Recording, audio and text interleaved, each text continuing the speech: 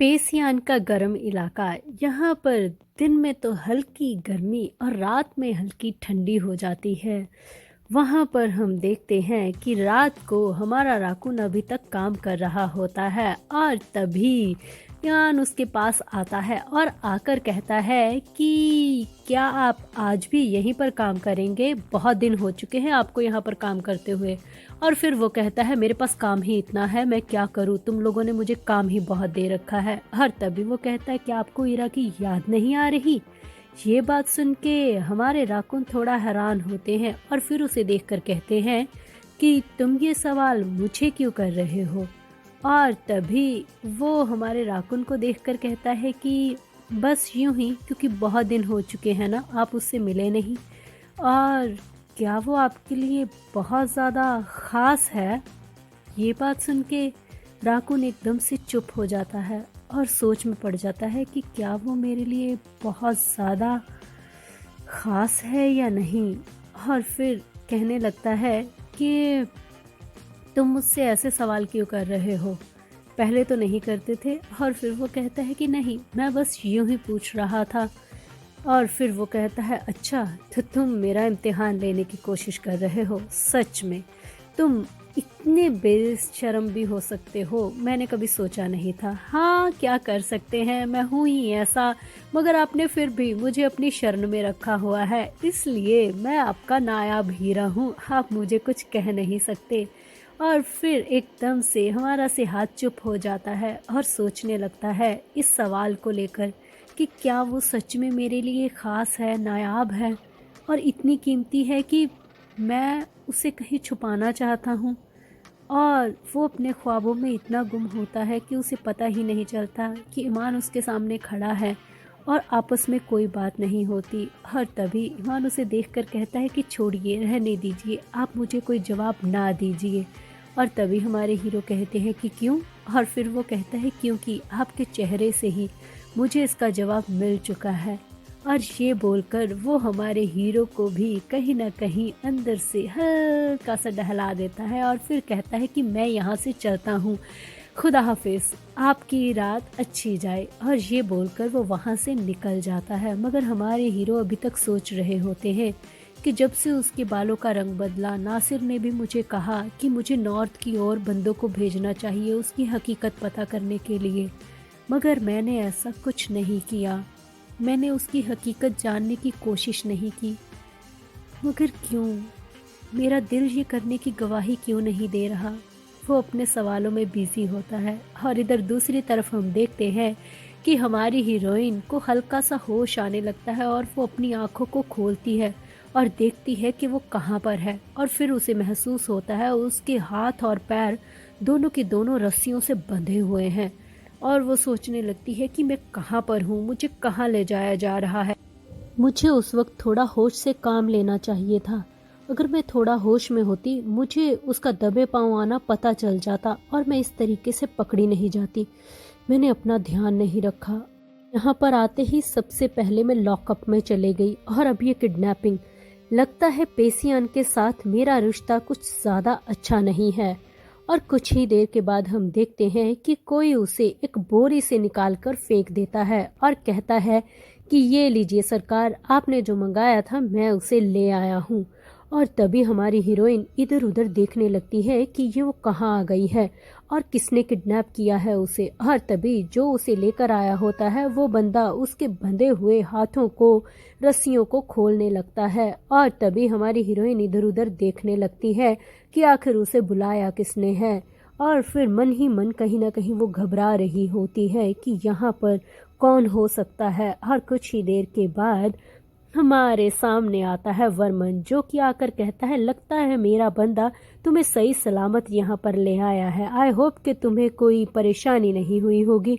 और ये देखकर हमारी हीरोइन चिल्लाने लगती है कि आखिर तुमने अपने सर्वेंट को मुझे यहाँ पर इस तरीके से किडनैप करके क्यों बुलाया है, और ये जगह कौन सी है, कहाँ लेकर आए हो तुम मुझे।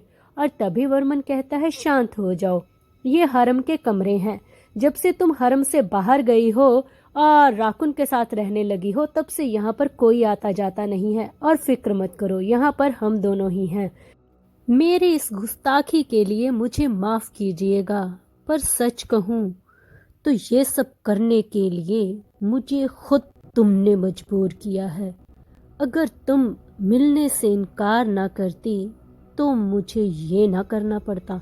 और तभी हमारी हीरोइन को याद आता है कि उसने किस तरीके से जाकिया को बोल दिया था कि वो बता दे वर्मन को कि वो उससे नहीं मिलना चाहती। और तभी वर्मन कहता है कि तुम्हें क्या लगा, मुझसे मिलना ना मिलना क्या तुम्हारी मर्जी से होगा।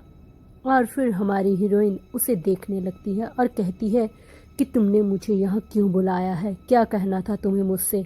और तभी वो कहता है कि क्या तुम्हें वो रात याद है जब मैंने तुम्हें पहली बार देखा था। पूरे चांद की रोशनी बरामदे में पड़ रही थी और तुम्हारे बाल पूरे चमक रहे थे। उम्मीद करता हूँ तुम उस वक्त को नहीं भूली होगी। और तभी हमारी हीरोइन भी उस रात के बारे में सोचने लगती है। और तभी फिर हमारा वर्मन कहता है कि तुमने अपने बाल कैसे और क्यों बदले, क्या बताओगी मुझे। और तभी हमारी हीरोइन कहती है ये सारी बातें बताना मैं तुम्हें ज़रूरी नहीं समझती। क्या ये फालतू बात करने के लिए तुमने मुझे किडनैप करवाया है? तो मैं इसका जवाब नहीं दूंगी। और तभी हमारे वर्मन कहता है कि तुम्हारे बहुत सारे राज हैं ना, सच में। तुम्हें क्या लगता है इतने सारे राज के साथ तुम्हें कोई अपनाएगा, खासकर पेसियन का राजा? इसलिए तुम्हारे लिए अच्छा होगा तुम मेरे पास चली आओ। मैं तुम्हारी मदद करूँगा, मैं तुम्हारा साथ पूरे दिल से दूंगा। यकीन मानो तुम्हारे पास मेरे अलावा और कोई रास्ता नहीं है, इसलिए तुम मेरे पास चली आओ और मेरा साथ दो। और ये बात सुन के हमारी हीरोइन एकदम से दहक जाती है और वो सोचने लगती है कि ये इंसान, इसकी हवा में सांस लेने से भी मुझे डर लगता है। और ये भी पक्का है कि ये सिहाद का दुश्मन है, मैं इसका साथ कभी नहीं दे सकती, भले ही इसका अंजाम कुछ भी हो। और फिर वो कहती है नहीं, तुम्हारा साथ मैं हरगिज नहीं दूंगी। ये बात सुनकर वर्मन को तो बिल्कुल अच्छा नहीं लगता। वो एकदम से उसे देखने लगता है और कहता है हाँ, लगता है कि मैं तुम्हारे लिस्ट में बुरे बंदों की गिनती में आ चुका हूँ, तो मुझे शराफत दिखाने की ज़रूरत नहीं है। ठीक है, अब तुम यहाँ से जा सकती हो, इसे ले जाओ यहाँ से। और हाँ, अगली बार जब हम मिलेंगे तो मैं तुम्हें ये दोबारा मौका नहीं दूंगा, क्योंकि ये तुम्हारा आखिरी मौका था। और ये बात सुन के हमारी हीरोइन उसी गार्ड के साथ वापस निकल जाती है जिसने उसे अभी अभी किडनैप किया था। और वर्मन उसे दूर उसकी आंखों के सामने से जाते हुए देख रहा होता है। उसके अंदर जो दीवानगी भरी पड़ी होती है वो सच में उसके काबू में नहीं होती। और कहता है कि मन तो करता है इसकी इसी गर्दन को पकड़कर इसे अभी नीचे पटका दूं, मगर फिर सोचता हूँ कि नहीं, मैं ऐसा नहीं कर सकता, क्योंकि इसने जो अभी अभी मुझे जवाब दिया ये आम औरत नहीं है। इसकी आंखों ने पलके तक नहीं झपकी। मैं इसे मजबूर कर दूंगा। लगता है अभी ये मजबूर नहीं हुई है। मैं इसे इतना अकेला कर दूंगा, इतना अकेला कर दूंगा कि इसके पास कोई और रास्ता ही नहीं बचेगा सिवाय मेरे पास आने के। और तब इसे मैं संभालूंगा और तब ये पूरे तरीके से मेरी होगी और सिर्फ मेरी। और इधर दूसरी तरफ हम देखते हैं कि हमारी हीरोइन को उसके कक्ष के बाहर बिल्कुल खड़ा कर कर वो गार्ड एकदम से गायब हो जाता है। और हमारी हीरोइन सोचने लगती है कि ये कब आता है कब जाता है, इसका तो पता भी नहीं चलता सच में। और तभी वो अपने कमरे के दरवाजे को खोलने लगती है, मगर फिर उसे एक आहट होती है जैसे उसे कोई देख रहा होता है। और सामने करीम होता है और करीम उसे देखकर कहता है कि तुम आधी रात को आखिर कहाँ से आ रही हो, बताओगी?